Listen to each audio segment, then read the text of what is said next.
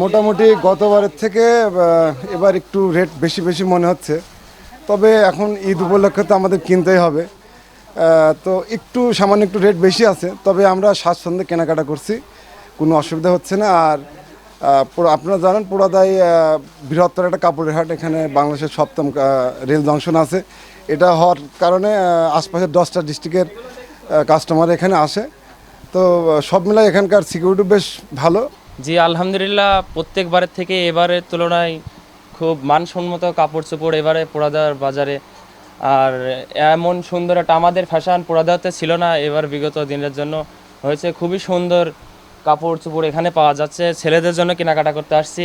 কাপড়ের রেট নিয়ে বাজেটের ভিতরে আছে, সমস্যা নিয়ে জি সাধ্যের ভিতরে আছে। আগের তুলনা থেকে এখন একটু বেশি দাম বলছে আর কি। না, এখন দাম বেশি হলে তো কেনা লাগবে। এখন যেহেতু কিনতে আসছি, তাহলে তো না কিনে তো আমরা যেতে পারছি না। এই কারণ যে দামে বলুক না কেন, আমাদের সাধ্যের ভিতরে আমাদের কিনে নিয়ে আমাদের বাসায় যেতে হবে।